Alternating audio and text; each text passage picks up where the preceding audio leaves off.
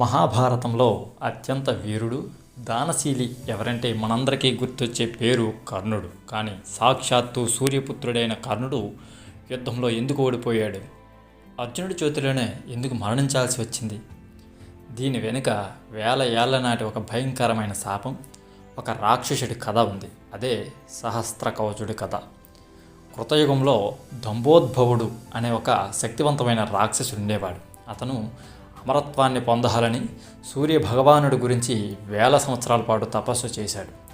సూర్యుడు ప్రత్యక్షమయ్యి నీకు ఏం వరం కావాలో కోరుకోమంటే ఈ దంభోద్భవుడు నాకు మరణం లేకుండా వరం ఇవ్వు అని కోరాడు. కానీ అది సాధ్యం కాదని సూర్యుడు చెప్పడంతో దంభోద్భవుడు ఒక వింతమైన కోరిక కోరాడు. ఆ కోరిక ఏంటంటే, స్వామి, నాకు 1000 కవచాలను ప్రసాదించు. ఆ కవచాలను ఛేదించాలంటే ఎవరైనా సరే 1000 సంవత్సరాలు ఘోరమైన తపస్సు చేయాలి. అలా తపస్సు చేసి కవచాన్ని ఛేదించిన వెంటనే ఆ వ్యక్తి మరణించాలి. వెంటనే సూర్యభగవానుడు తదాస్తు అన్నాడు. ఇక అప్పటి నుంచి దంభోద్భవుడు సహస్ర కవచుడిగా మారిపోయాడు. తనను ఎవరూ చంపలేరన్న గర్వంతో లోకాలను హింసించడం మొదలుపెట్టాడు.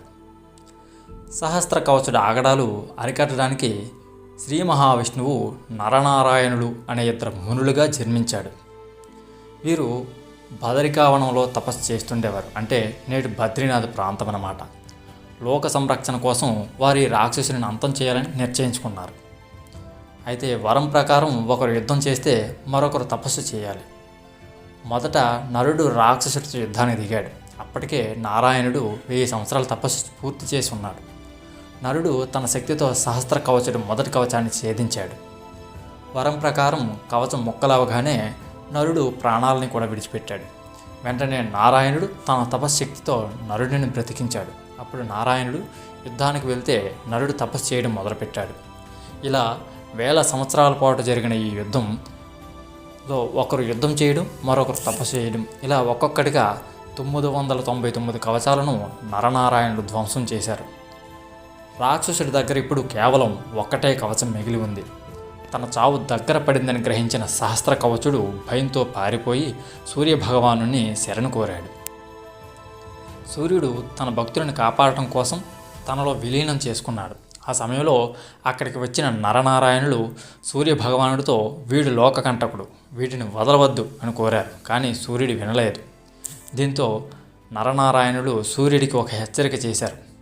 వచ్చే యుగంలో ఈ రాక్షసుడు నీ అంశతో నీ కొడుకుగా జన్మిస్తాడు. అప్పుడు కూడా మేము నరనారాయణులుగా వచ్చి ఈ చివరి కవచాన్ని ఛేదిస్తాం అని చెప్పారు.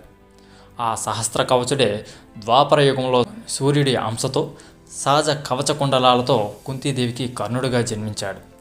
గత జన్మలో నారాయణుడిప్పుడు కృష్ణుడిగా జన్మించాడు.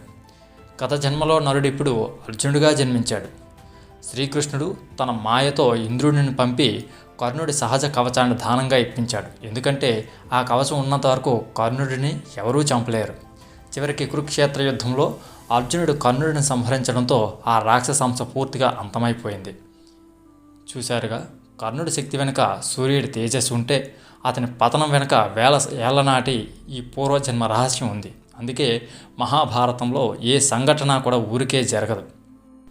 ఇదండి మహాభారతంలో కర్ణుడి యొక్క పూర్వజన్మ వృత్తాంతం. కర్ణుడు ఒక రాక్షసాంశ అన్నమాట. అందుకే ద్వాపర యుగంలో కృష్ణార్జునులు కలిసి మాయోపాయం ద్వారా కర్ణుడిని సంహరించారు.